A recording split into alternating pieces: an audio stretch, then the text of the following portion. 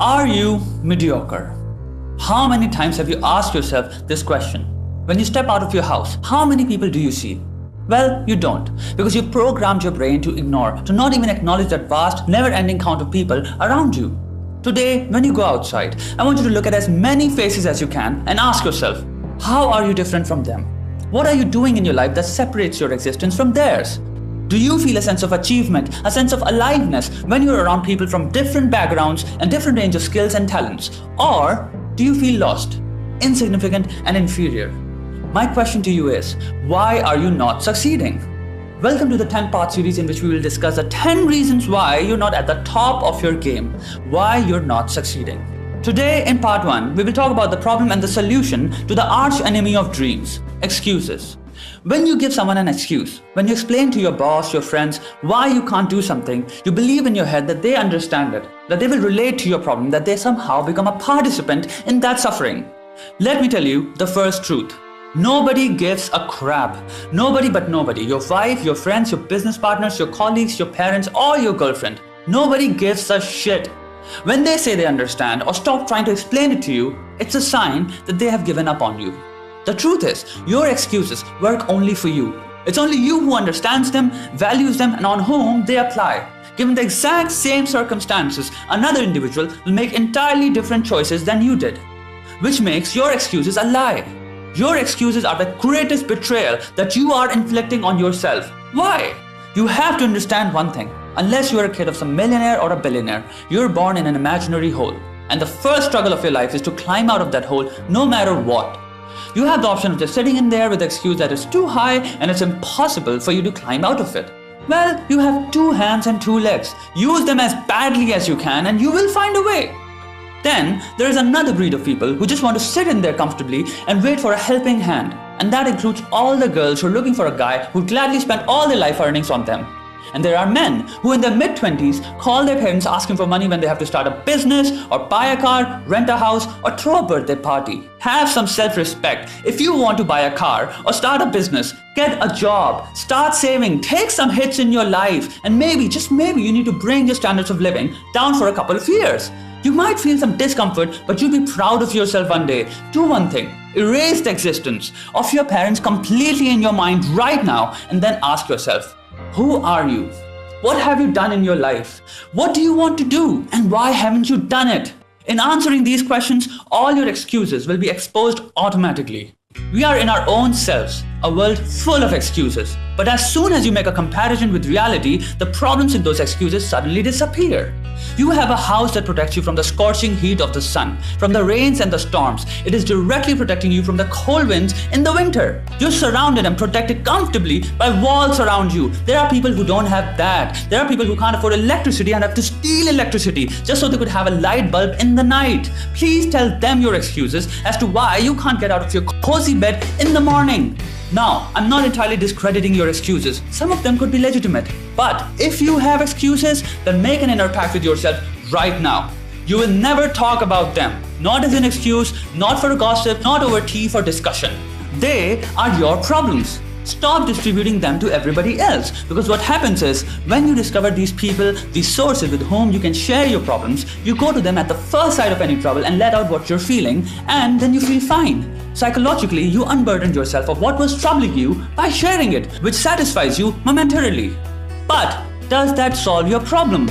No. The only situation in which you should talk about your problem is 1. You are dedicated to solving that problem. 2. You have a refined group of friends whose only goal is to solve that problem. 3. It's a genuine problem which is serving as an impediment to your growth.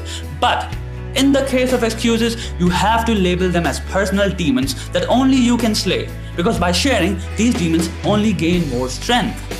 If you're late at work, school or college, apologize rather than giving a reason why. If you can't study or focus at work, accept that it is your fault in the face of those who criticize you. If you can't function creatively, take responsibility that you weren't mentally focused. By not giving reasons, you accept your excuses as a personal problem, as a disease, and by accepting it, the mind automatically starts the healing process. And by seizing it, the only option you're left with is to apologize. And the more you apologize, the more shame you'll feel in front of others. And the shame will drive you to change your habits. Let it hit you. I know you're not proud of your excuses. If you can't feel pride, then let it at least make you feel shame. Make a pact right now. No matter how big you screw up, you will never give an excuse. You will apologize like a man, and you will admit your incompetency in carrying out the task. And always remember, there is never just once. There's always a second time, and the third and the fourth. If you apologize once, make sure you don't have to apologize in your life for the same thing ever again. Crush it. Destroy the competition in your second attempt. Make a historical comeback. What are you waiting for? Some sort of sign? Your daily interaction for the major part of your life is with society, friends, your parents, girls, relatives, and a couple of acquaintances. If you don't change, your friends will move on to other friends who are more suited to them in the future. Society doesn't want you to succeed. Your girlfriend will tell you she needs a break, and 3 days later, start dating another guy. Mark Twain said, "Don't go around saying the world owes you a living. The world owes you nothing." So stop blaming your parents because they didn't let you choose a career of your preference. You have 24 hours in a day, just like everybody. Are you seriously telling me that you invest all those 24 hours on the career that has been thrust on you by your parents? If you really wanted to do something different, you would never give up on it. You would take time off. You would cut time from friendship, from chatting with random girls all night, from binge watching television shows, from hanging out with cool people, from going to dumb parties, from getting high and getting drunk. You would save all that time and do what you love. And you will be happy in doing it, because happiness is not a destination. It's a byproduct of doing the right thing. Your goal in life is your destination, and your journey towards it is composed of some very hard choices and actions. And while committing those actions, happiness is generated. So reduce your excuses and maximize your actions. And stop blaming your ex-girlfriend or ex-boyfriend.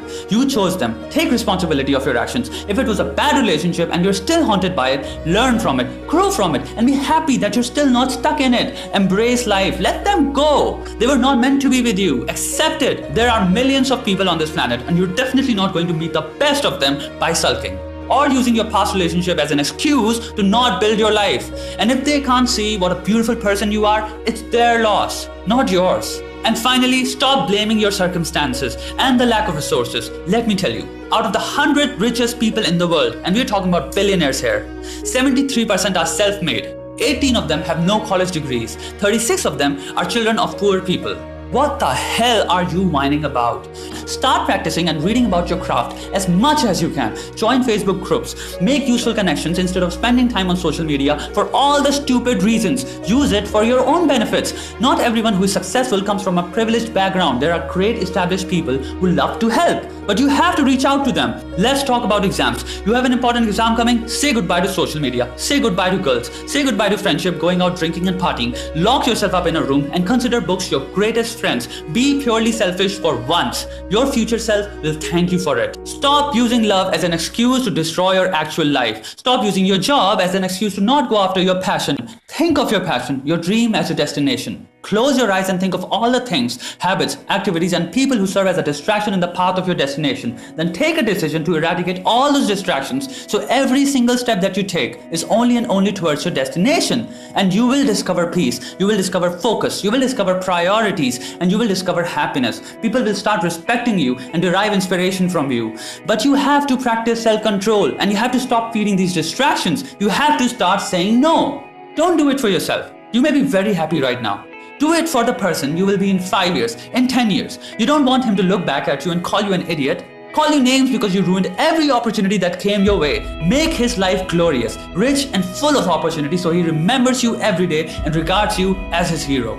I hope you like this video, and I seriously urge you to share this video on your preferable social media, because if we can help someone do well in their exams or make a decision in their life that will change everything for them, this video serves its purpose. And don't forget to subscribe to this channel. Remember, this is only part 1 of the 10-part series. There are 9 more inspirational videos, so stick around, and thank you for watching.